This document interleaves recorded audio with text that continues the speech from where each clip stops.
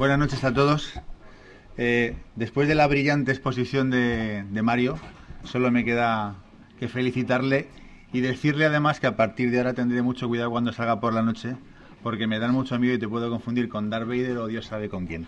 Bueno, dicho esto, seguimos. Hoy vamos a hablar de Martín Chambi, un fotógrafo peruano francamente sorprendente, del que vamos a ver primeros apuntes biográficos como siempre y luego algunas fotografías. Bueno, yo le he titulado El fotógrafo andino, aunque también le llamaron el poeta de la luz, y ahí le vemos un autorretrato en el que ya podemos ver esa particular forma de jugar con la iluminación. El primero que mira a su gente con ojos no colonizados. En la época en la que él vive, el indígena y los quechuas, los incas, bueno, pues son, digamos, poco más que una especie de ciudadanos, por así decirlo, un tanto desplazados, donde los colonos, los europeos, nos hemos apropiado de su mundo y de alguna manera él, a través de sus fotos, los ve de otra manera y trata de transmitirlo. Además, él hablaba quechua. He leído que en Chile, con ocasión de una exposición en Chile, se piensa que los indios no tienen cultura, que son incivilizados, que son intelectual y artísticamente inferiores en comparación a los blancos y a los europeos. Más elocuente que en mi opinión, en todo caso, son los testimonios gráficos. Es mi esperanza que un atestado imparcial objetivo examinará esta evidencia. Siento que soy representativo de mi raza, mi gente habla a través de mis fotografías y lo veremos a continuación. Esa vista que vemos a la derecha es un autorretrato parcial de esta foto que está hecha en Machu Picchu, al fondo, con una composición estudiada. Él se ha situado muy detalladamente a la derecha, en una especie de promontorio. Y hablamos en alguna ocasión, José y yo, que cuesta encontrar fotógrafos paisajistas a lo largo de la historia conocidos y que hayan formado parte de esa fotografía clásica y de la historia de la fotografía. Y para mí ha sido un descubrimiento ver algunas fotos de Martín Chambi, donde verdaderamente tiene unos paisajes extraordinarios, y aquí ya vemos algunos apuntes al respecto.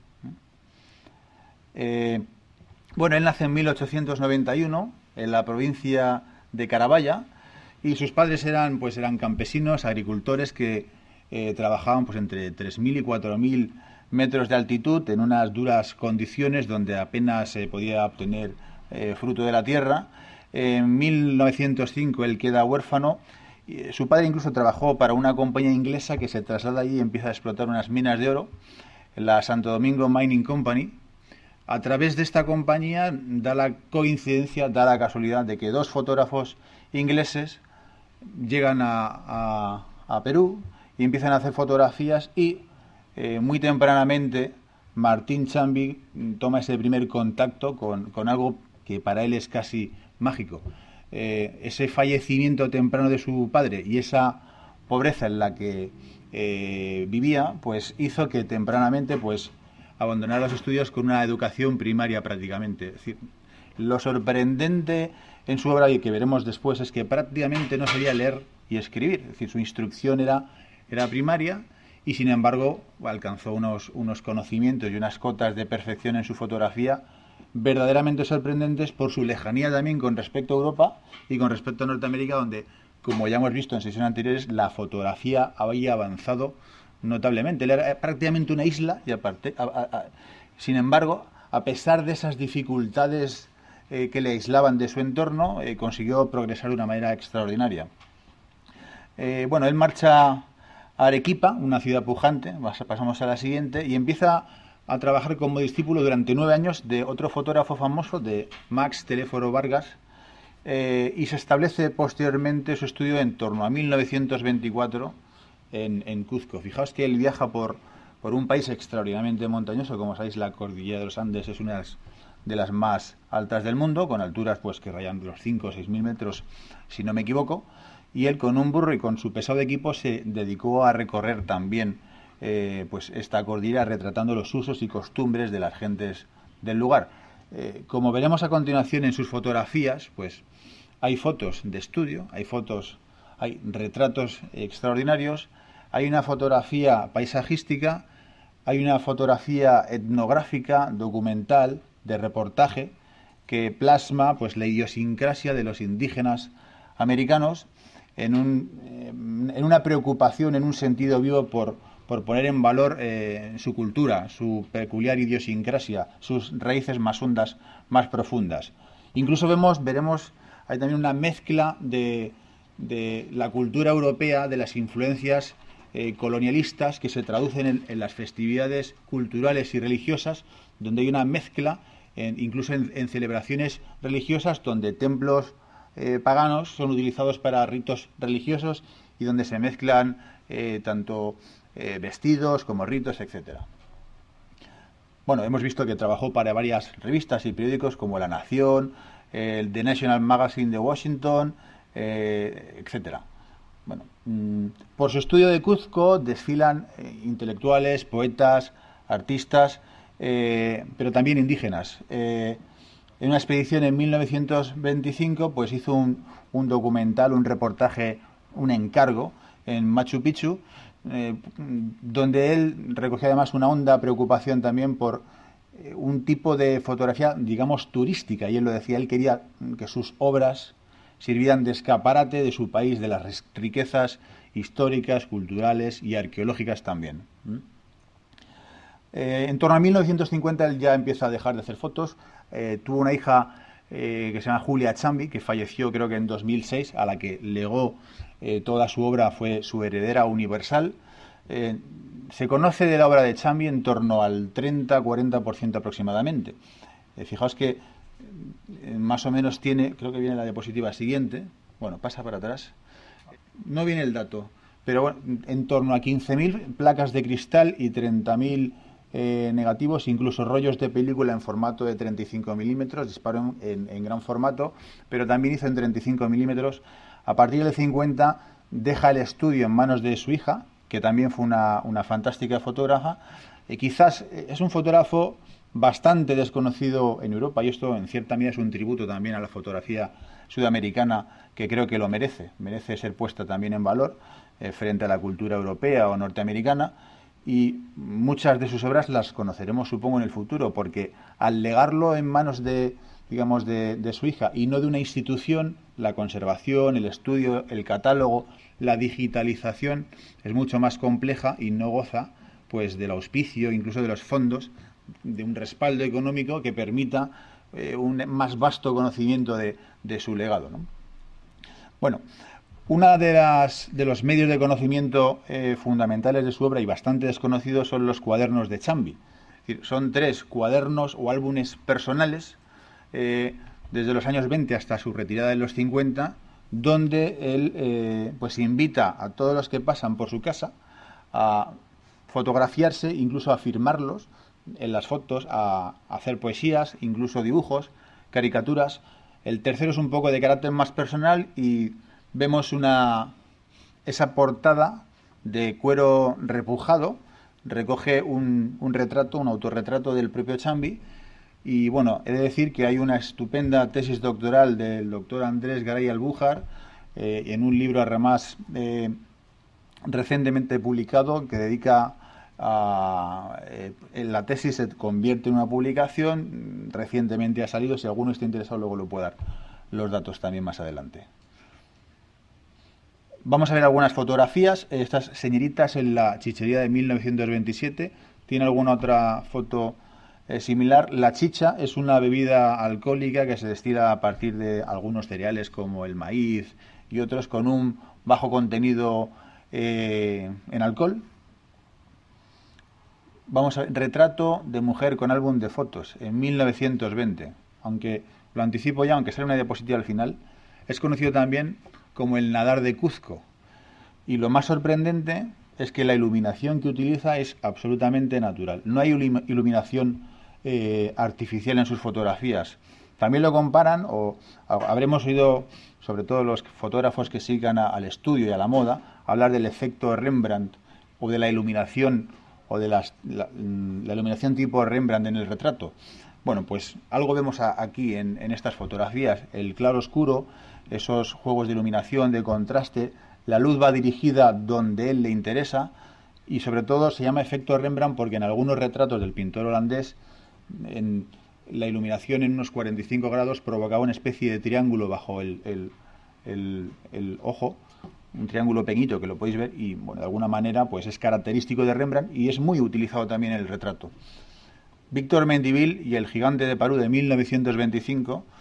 Bueno, aquí hay una comparativa, por primera vez, aunque Vargas también retrata indígenas, el indígena pasa por su estudio, todos tienen derecho a pasar y a ser inmortalizados de alguna manera.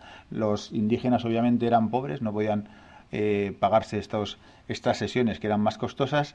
La foto de la izquierda vemos a un ayudante del propio Chambi y en la foto de la derecha pues vemos los andrajos, las albarcas con apenas unos cordones en los dedos y atadas en torno al tobillo, y el fondo que utiliza es una tela muy característica en las fotos y de alguna manera vemos también pues algo parecido a lo que hacía Nadar y que vimos hace unas sesiones anteriores. Este hombre medía 2,10 metros y pesaba en torno a 130 kilos de kilo. Aquí tenía unos 50 años de edad aproximadamente. Piedra de los 12 ángulos, una fotografía de detalle. Algunos han querido incluso comparar algunos tipos de fotografías con la fotografía, la Street Photography de Paul Strand, de Edward Weston incluso, que ya hemos comentado. Esta foto que vemos en el centro es algo extraordinario. Tiene 12 ángulos, sin cemento en las juntas y está puesta como una pieza de rompecabezas ahí. Es muy característica, muy famosa y él pues la inmortalizó con esta instantánea que vemos aquí. Amigos en Pequinique, de 1923. La calidad me resulta extraordinariamente sorprendente, tanto desde el punto de vista de la exposición, de la conservación. Estas placas se conservan extraordinariamente, quizás favorecido por el ambiente de Cuzco.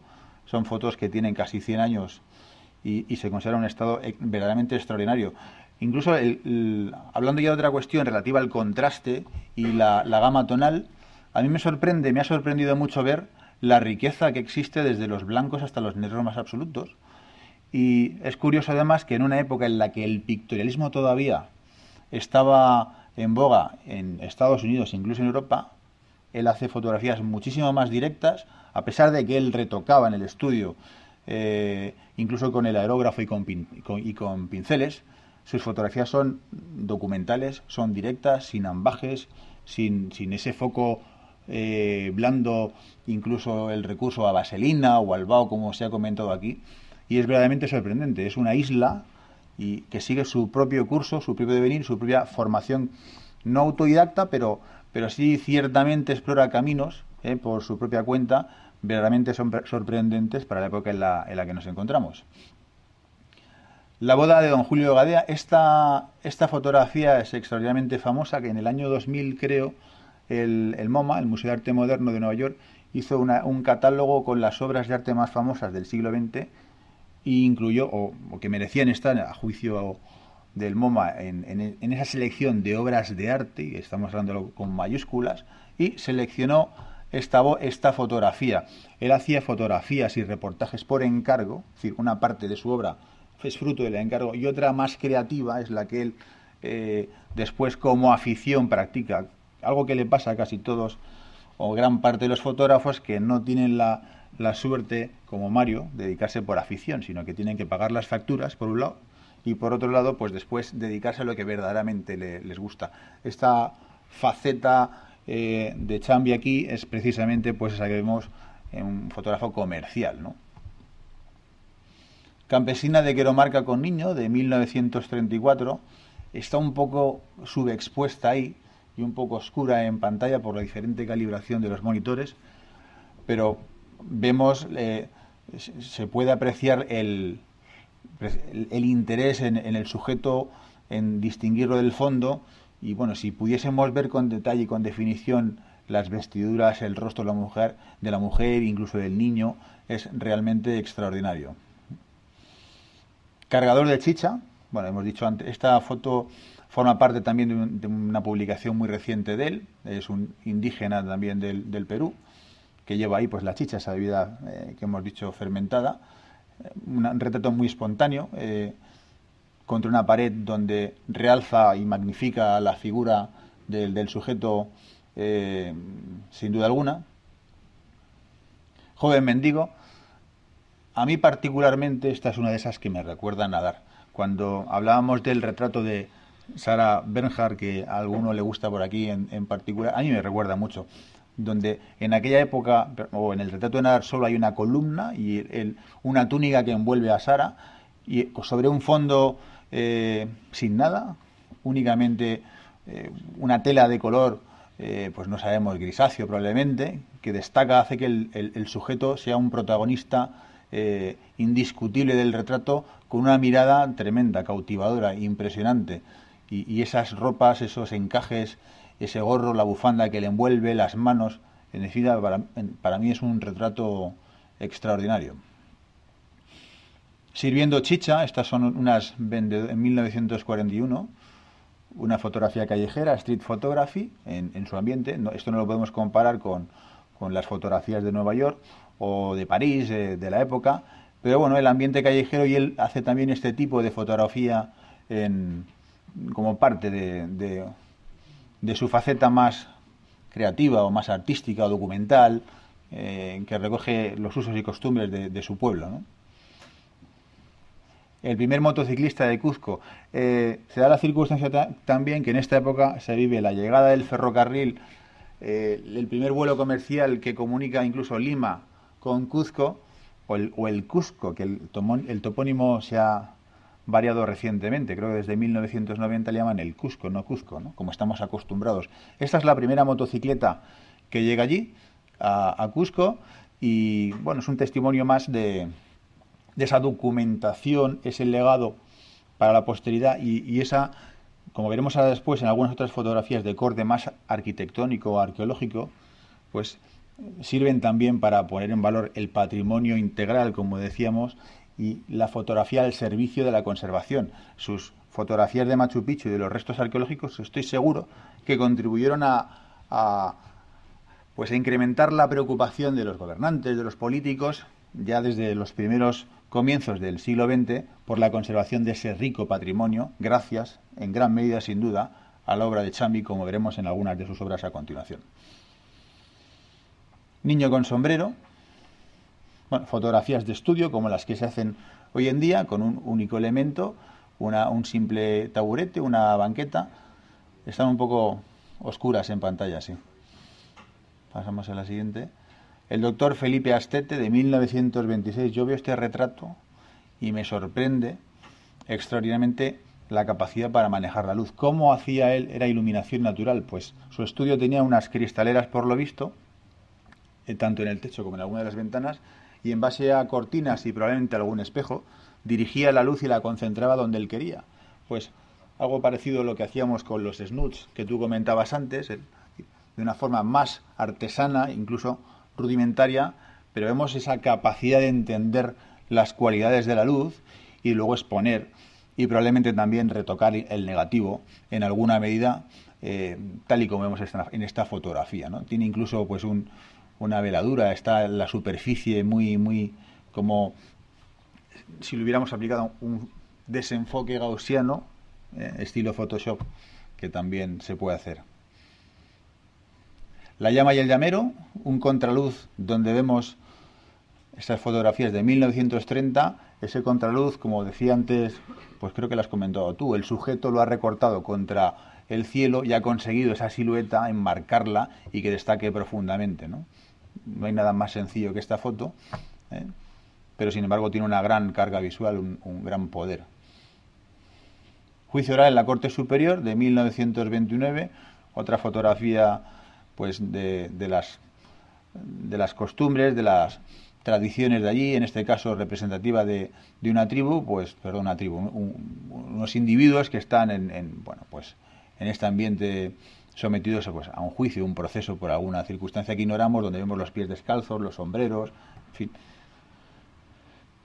Ezequiel Arce y su cosecha de papas, pues con su burro, su mula a cuestas y su equipo de unos cuantos kilos, recorría las montañas de su patria, y aquí vemos un grupo de campesinos pues distribuidos de alguna manera, pues no sabemos si espontáneo o situados según los usos de la voluntad del fotógrafo. Yo me inclino por esta segunda opción probablemente porque vemos que están forman casi un triángulo y ocupan o rellenan el encuadre, no se salen de él, podemos hacer una lectura de izquierda a derecha, de arriba hacia abajo y recorrer casi un triángulo dentro de esa montaña de patatas, ¿no? Paisajes, la fotografía paisajística, Machu Picchu, esta fotografía es de 1923, una fotografía que podemos ver hoy en día seguramente en algunas revistas, pues incluso de National Geographic, pues es una foto muy imitada seguramente. Cascada de Oyachima Makusino Puno, Puno es otra localidad famosa de 1940, donde sujeto vertical, fotografía en encuadre vertical. Y en la parte inferior, aunque casi no se aprecia, hay una hilera de campesinos en el margen derecho de la fotografía que introduce el elemento de la escala, nos permite valorar o darnos una idea de la magnitud precisamente de la montaña y del salto de agua, es decir, maneja conceptos compositivos como vemos aquí, y además ha encuadrado al sujeto en una proporción, un encuadre que yo creo que se ajusta para este tipo de saltos y de imágenes. Pues el encuadre vertical, pues yo creo que su elección es muy acertada, porque de alguna manera lo magnifica, ¿no? Paisaje rural en Yucay.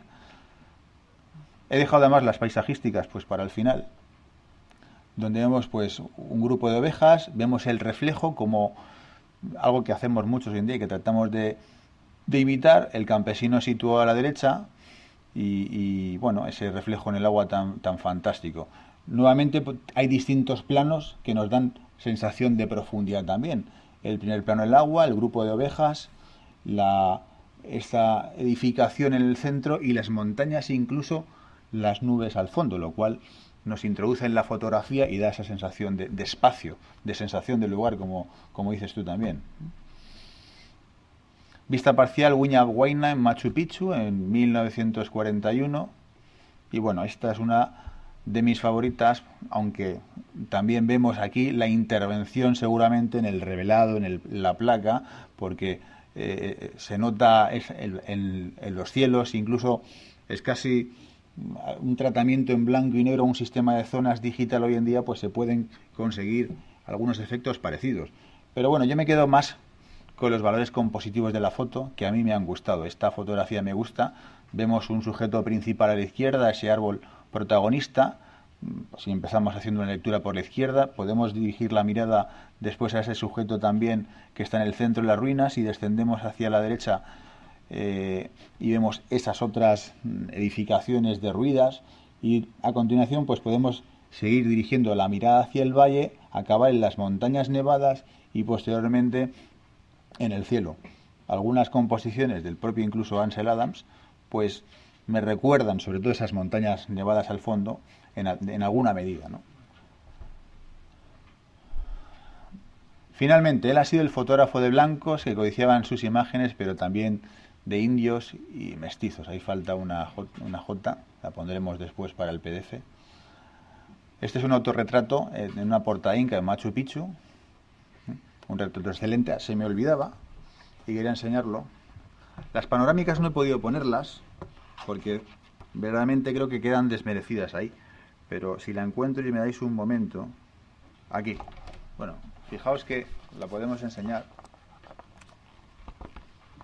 Qué panorámica del Machu Picchu, dos instantáneas, que me parece una fotografía excelente. Bueno, este libro, si lo queréis adquirir, pues creo que no me costó ni 15 euros, muy barato. Y en el FNAC hay una tienda, se puede decir, ¿verdad? Sí. Una tienda que vende libros a la entradita, que no es el FNAC, libros raros, y alguna vez se encuentran libros de este tipo.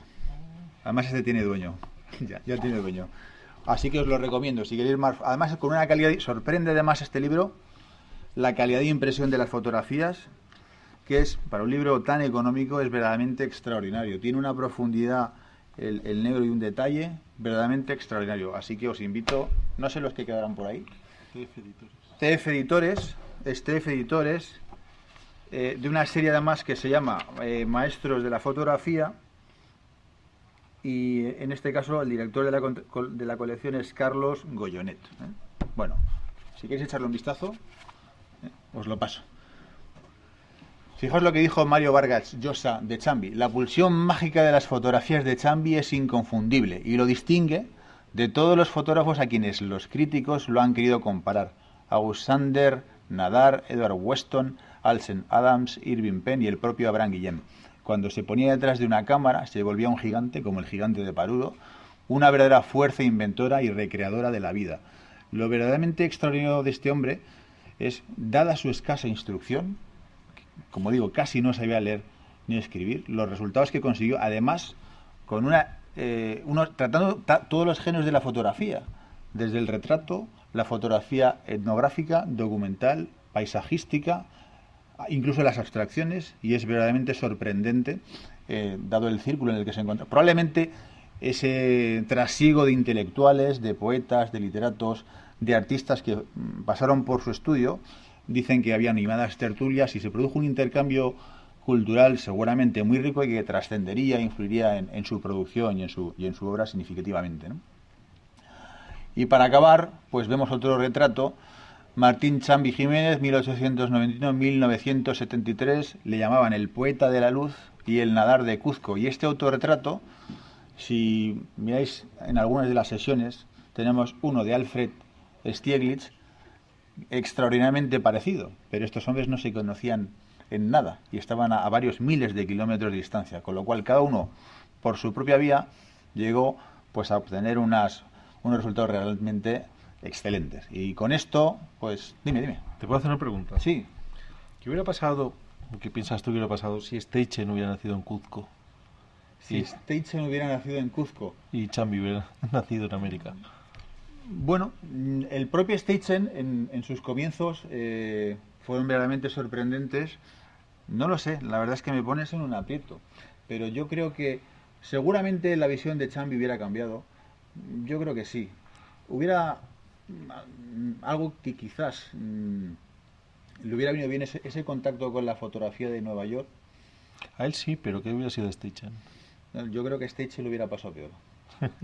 ¿Sabes por qué te lo pregunto? Porque a veces piensas en los fotógrafos que han alcanzado la fama, Sí. pero a veces las circunstancias de la vida son unas.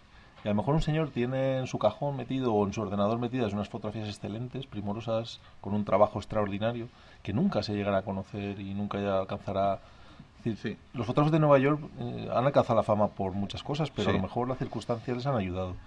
Sin duda, Steichen conoció la obra de Cézanne, de Picasso, de Degas, de Stieglitz, de Strand, de Gertrude Kasebier, de un montón de fotógrafos. Estuvo en Francia, conoció la obra de Atget, de fotógrafos ingleses, de fotógrafos franceses. Y este hombre la fotografía, parece ser que en 1805 aproximadamente, en México, hay unas primeras experiencias con un fotógrafo que tengo por aquí anotado el nombre, con placas también metálicas y con soluciones de cloruro de plata, donde consigue por primera vez también hacer una exposición. Algo increíble, increíble. La fotografía llega a Perú en torno a 1842, el primer daguerrotipo. Y aquí estamos diciendo que el primer vuelo comercial entre Lima y Cuzco es en 1915 aproximadamente. Es decir, este hombre, donde llegó prácticamente de forma autónoma, es decir, con la ayuda de 2 o 3 o 4 personas. Mientras que eso, pues, no ocurrió en el caso de Steichen. Y yo creo que su figura está eclipsada. Por eso me ha gustado tocar este fotógrafo. Y creo que es un justo tributo a Chambi, porque es una figura de categoría mundial. Es decir, tiene importancia verdaderamente relevante, destacada. Es una figura prominente y no suficientemente valorada. Se ha empezado a valorar su figura a partir de los años 70, a partir de los años 80. Si este hombre hubiera sido inglés, francés o norteamericano, estaría, permanentemente en el MoMA, en el Metropolitan, en grandes museos, seguramente, y se hubieran dedicado muchísimas obras y muchísimos tratados a su fotografía. Y solo conocemos el 30, el 40 o el 50% de su obra, lo que está por descubrir. Y al hilo con los fotógrafos desconocidos, hay una fotógrafa de la que ya hablaremos, Vivian Mayer, que ya lo que a mí me ha sorprendido. Hay una fotografía reciente, una fotógrafa que en 2000, aunque no tenga nada que ver, pero bueno, en 2006 se descubre una caja, parece ser, por un agente inmobiliario con cientos de placas y de negativos que habían permanecido ocultos. Cuando vende la casa, lo compra, podéis verlo, está ahí la historia contada en internet, y era una niñera. O sea, hay fotógrafos como este hombre prácticamente que han permanecido en el anonimato. Este hombre fuera de Sudamérica, pues en Europa, ¿quién conoce a este hombre? Muy poca gente. Los eruditos y los grandes aficionados a la fotografía clásica, a la fotografía histórica, ¿no? Así que, bueno, no sé si habremos respondido a la pregunta, ¿no? Exactamente. Tu opinión. Bueno, muchas gracias. Gracias también a los compañeros de Camón que están aquí con nosotros, acompañándonos.